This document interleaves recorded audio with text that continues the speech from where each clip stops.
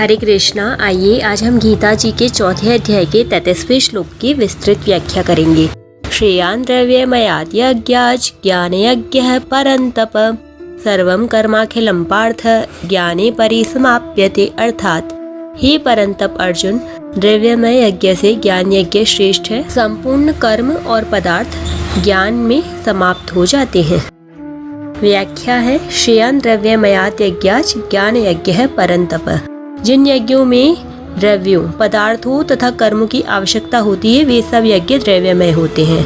द्रव्य शब्द के साथ मय प्रत्यय प्रचुरता के अर्थ में है। जैसे मिट्टी की प्रधानता वाला पात्र मृण्मय कहलाता है, ऐसे ही द्रव्य की प्रधानता वाला यज्ञ द्रव्यमय यज्ञ कहलाता है। ऐसे द्रव्यमय यज्ञ से ज्ञान यज्ञ श्रेष्ठ है, क्योंकि ज्ञान यज्ञ में द्रव्य और कर्म की आवश्यकता नहीं होती।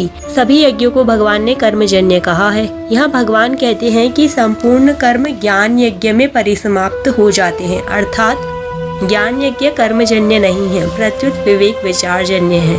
अतः यहाँ जिस ज्ञान यज्ञ की बात आई है वह पूर्व वर्णित 12 यज्ञों के अंतर्गत आए ज्ञान यज्ञ का वाचक नहीं है, प्रत्युत आगे के श्लोक में वर्णित ज्ञान प्राप्त करने की प्रचलित प्रक्रिया का वाचक है। पूर्व वर्णित 12 यज्ञों का वाचक यहाँ द्रव्यमय यज्ञ है। द्रव्यमय यज्ञ समाप्त करके ही ज्ञान यज्ञ किया जाता है। अगर सूक्ष्म दृष्टि से देखें तो ज्ञान यज्ञ भी क्रियाजन्य है, परंतु उसमें विवेक विचार की प्रधानता रहती है। सर्वम कर्माखिलम पार्थ ज्ञाने परिसमाप्यते। सर्वम और अखिलम दोनों शब्द पर्यायवाची हैं और उनका अर्थ संपूर्ण है। इसलिए यहाँ सर्वम कर्म का अर्थ संपूर्ण कर्म और अखिलम का अर्थ संपूर्ण द्रव्य लेना ही ठीक मालूम देता है। जब तक मनुष्य अपने लिए कर्म करता है तब तक उसका संबंध क्रियाओं और पदार्थों से बना रहता है। जब तक क्रियाओं और पदार्थों से संबंध रहता है तब तक अंतःकरण में अशुद्धि रहती है। इसलिए अपने लिए कर्म न करने से ही अंतःकरण शुद्ध होता है। अंतःकरण में 3 दोष रहते हैं, मल, विक्षेप और आवरण। अपने लिए कोई भी कर्म न करने से अर्थात संसार मात्र की सेवा के लिए ही कर्म करने से जब साधक के अंतःकरण में स्थित मल और विक्षेप दोनों दोष मिट जाते हैं तब वह ज्ञान प्राप्ति के द्वारा आवरण दोष को मिटाने के लिए कर्मों का स्वरूप से त्याग करके गुरु के पास जाता है। उस समय वह कर्मों और पदार्थों से ऊंचा उठ जाता है, अर्थात कर्म और पदार्थ उसके लक्ष्य नहीं रहते, प्रत्युत एक चिन्मय तत्व ही उसका लक्ष्य रहता है। यही संपूर्ण कर्मों और पदार्थों का तत्व ज्ञान में समाप्त होना है। यहाँ ज्ञान प्राप्ति की प्रचलित प्रक्रिया है, जिसमें शास्त्रों में ज्ञान प्राप्ति के 8 अंतरंग साधन कहे हैं।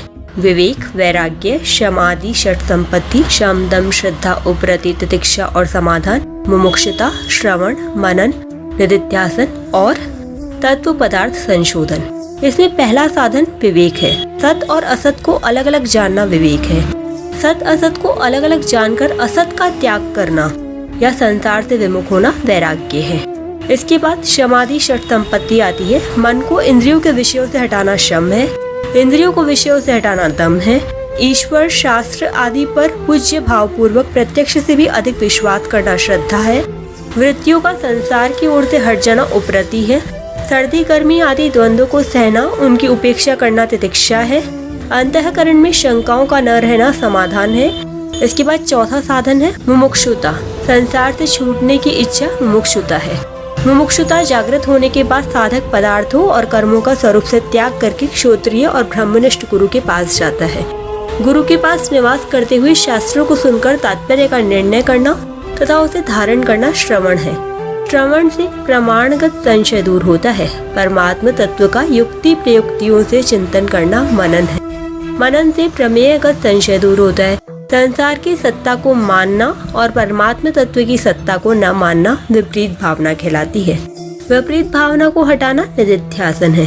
प्राकृत पदार्थ मात्र से संबंध विच्छेद हो जाए और केवल एक चिन्मय तत्व शेष रह जाए, यह तत्व पदार्थ संशोधन है। इसे ही तत्व साक्षात्कार कहते हैं। विचार पूर्वक देखा जाए तो इन सब साधनों का तात्पर्य है असाधन, अर्थात असत के संबंध का त्याग।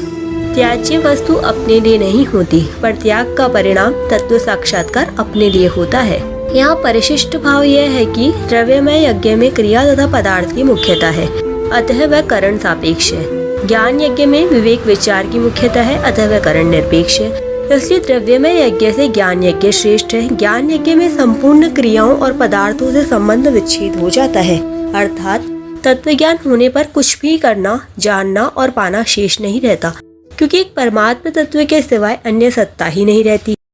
अर्जुन अपना कल्याण चाहते हैं, अतः कल्याण प्राप्ति के विभिन्न साधनों का यज्ञ रूप से वर्णन करके अब भगवान ज्ञान यज्ञ के द्वारा तत्व ज्ञान प्राप्त करने की प्रचलित प्रणाली का वर्णन करेंगे। 34वें श्लोक की व्याख्या हम कल करेंगे। हरे कृष्णा, राधे राधे।